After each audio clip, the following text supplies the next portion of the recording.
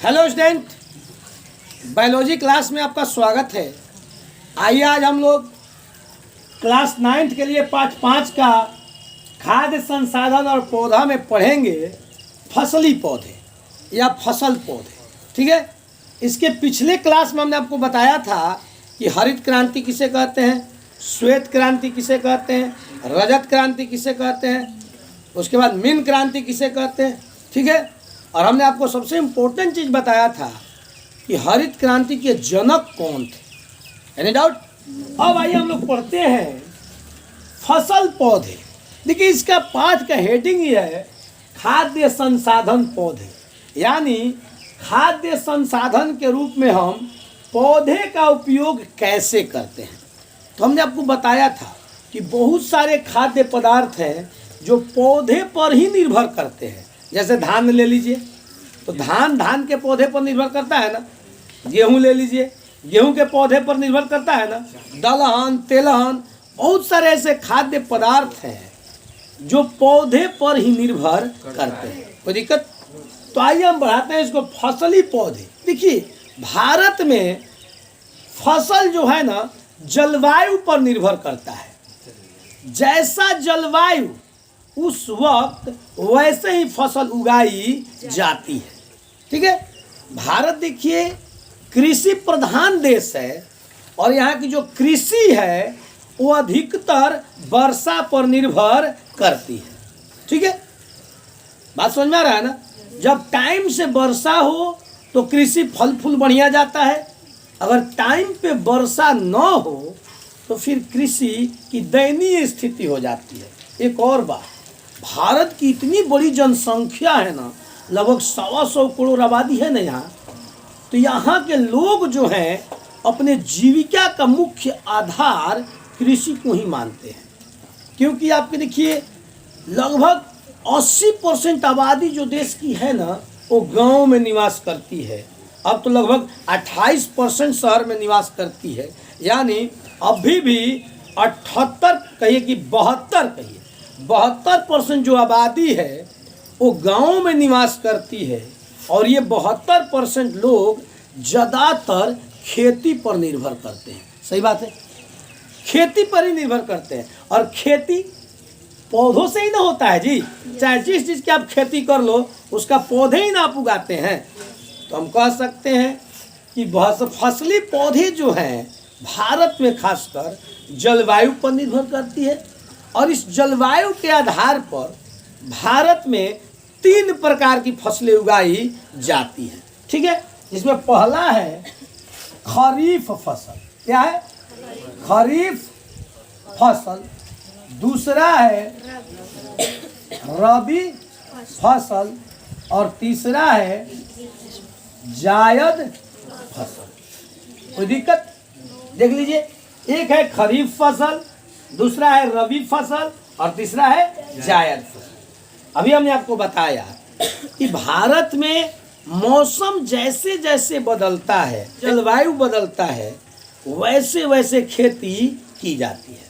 तो इस जलवायु के आधार पर भारत में खेती 3 प्रकार से की जाती है।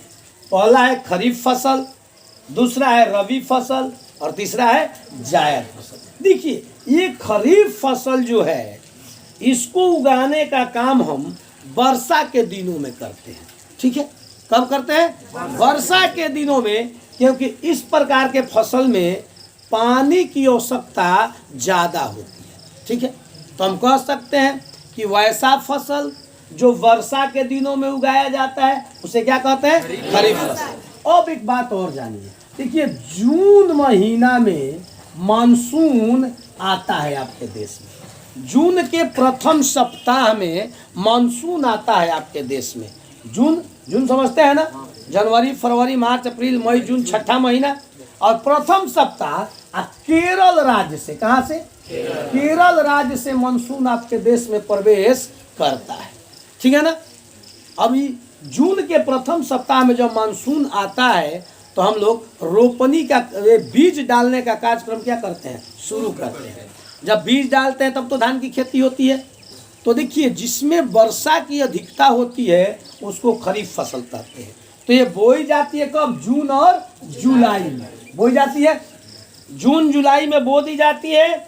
जैसे धान है, ज्वार है, बाजरा है, मकई है, ईख है, कपास है, सोयाबीन है, मूंगफली है। ये सब कौन सी फसल है? खरीफ फसल है। और सबसे मुख्य फसल इसमें धान है। ठीक है, तो आप कह सकते हैं कि इसको जून जुलाई में बोई जाती है और अक्टूबर नवंबर में क्या करते हैं? इसको काट लेते हैं। अक्टूबर मत कहिए, नवंबर ही कहिए। नवंबर से लगभग कटनी का काम शुरू हो जाता है। सही बात है। तो आप ये याद कर सकते हैं कि जून जुलाई में बोई जाती है और अक्टूबर टू नवंबर में क्या करते हैं? काटी जाती है। तो इस फसल को क्या कहते हैं? बहुत ही इंपॉर्टेंट है, जान जाइए। बहुत ही बार बार परीक्षा में पूछता है, खरीफ फसल किसे कहते हैं, रबी फसल किसे कहते हैं। अब आप देखिए, इसी से जुड़ा हुआ ये रबी फसल है। यहाँ वर्षा की अधिकता है, जहाँ अधिक वर्षा होती है वो खरीफ फसल रोपे जाते हैं ना। नहीं समझ में आ रहा है क्या बाबू? आ रहा है समझ में ना? अब कोई पूछेगा कि खरीफ फसल कब बोए जाते हैं? वर्षा के दिनों में। वर्षा कब होता है? जून जुलाई के महीना में। वही उसी वक्त मानसून आता है, यानी 1 जुलाई यानी जून के प्रथम सप्ताह से ही मानसून आपके देश में क्या करता है? प्रवेश करता है। किस राज्य से? ठीक है। यहाँ जून जुलाई में बो दिया जाता है और अक्टूबर नवंबर में काट दिया जाता है। अब देखिए रबी फसल, तो ये जो फसल है ना, यही अक्टूबर नवंबर में क्या किया जाता है? बोया जाता है। देखिए धान में छिड़काव भी किया जाता है, तोरी ओरी का। देखे हैं तोरी का, खेसारी का और चीज का छिड़काव करते हैं ना जी। या फिर जब इसको काट लेते हैं तब हम गेहूँ रोपते हैं। बोलिए, मटर वटर रोपते हैं, सब सारा चीज बूट। ठीक है, तो कहते हैं कि रबी फसल तो वैसा फसल जिसमें कम वर्षा की आवश्यकता होती है। क्या? कम वर्षा की आवश्यकता होती है। इसमें क्या होती है? ज्यादा वर्षा की आवश्यकता होती है। और रबी खरीफ फसल में हमने आपको बताया कि धान है, मकई है, बाजरा है, कपास है, सोयाबीन है, ईख है, मूंगफली है। ठीक है, ये खरीफ फसल है। अब रबी फसल तो कहिएगा कि वैसा फसल जिसमें कम वर्षा की आवश्यकता होती है। ठीक है, और यह अक्टूबर नवंबर में बोई जाती है और मार्च अप्रैल में क्या किया जाता है? मार्च टू अप्रैल में इसको काट लिया जाता है। FERI, मार्च अप्रैल में काट लिया जाता है। अब इसमें देख लीजिए, गेहूं है, मुख्य फसल इसका क्या है? गेहूं है, चना है, बूट है, आलू है, मटर है, मंसूर है, खेसारी है। यह है ना, ये क्या है? रबी फसल है। आ रही है बात समझ में? अब बचता है क्या? जायद फसल। इसको गर्मा फसल भी कहते हैं या इसको ग्रीष्म फसल भी कहते हैं। ठीक है, तो आप कह सकते हैं कि वैसा फसल जो गर्मी के दिनों में क्या किया जाता है? उगाया जाता है। यानी मार्च अप्रैल में इसको क्या करते हैं? मार्च टू अप्रैल में इसको उगाते हैं और मई जून में क्या करते हैं? इसको काट लेते हैं।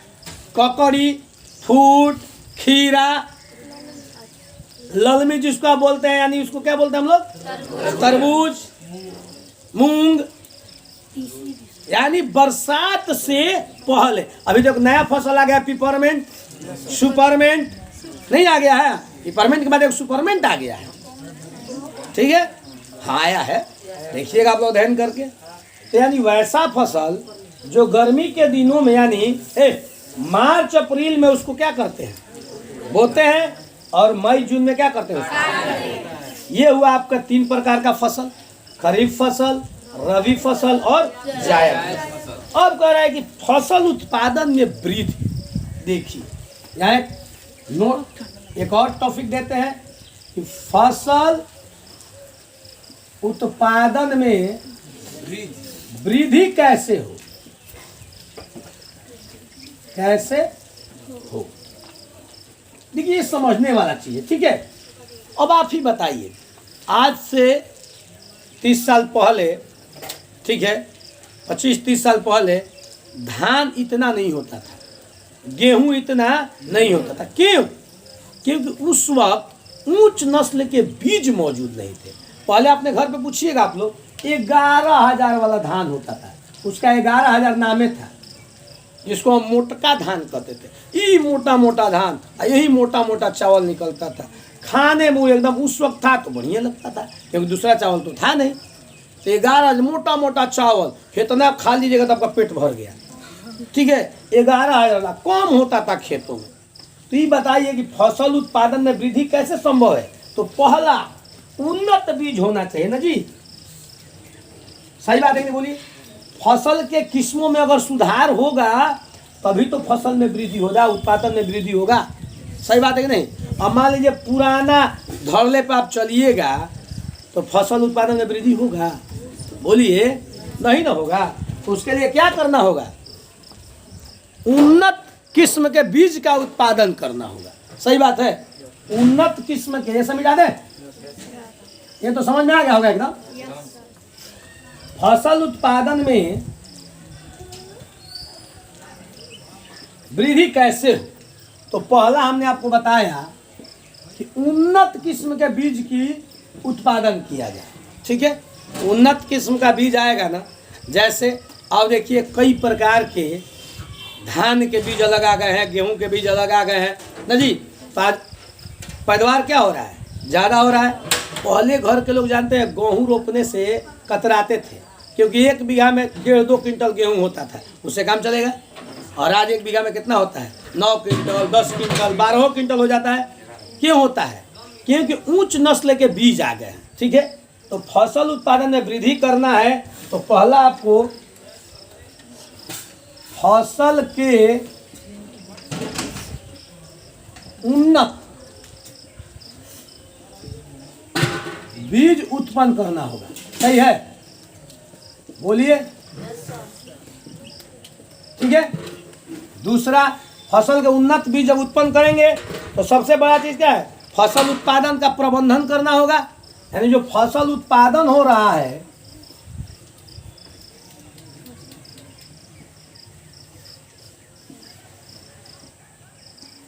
प्रबंधन का अर्थ होता है उचित रख रखाव। फसल उत्पादन का जब उचित रख रखाव नहीं कीजिएगा तो ज़्यादा दिन चलेगा। मान लीजिए आपके यहाँ 10 क्विंटल चावल रखा हुआ है, इसी तरह ज़मीन पर फेंका हुआ है, वो सड़ नहीं जाएगा। तो उसका उचित क्या करना होगा?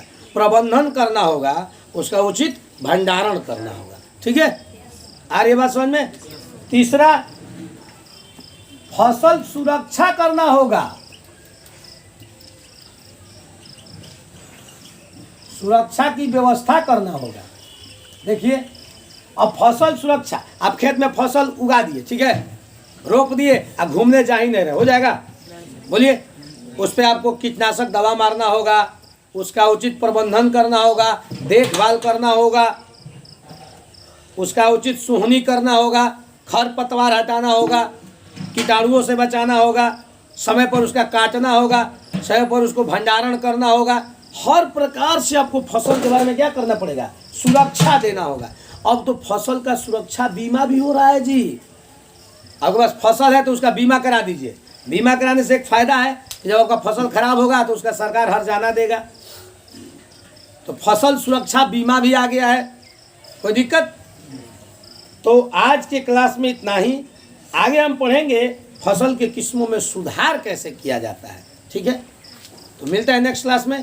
धन्यवाद।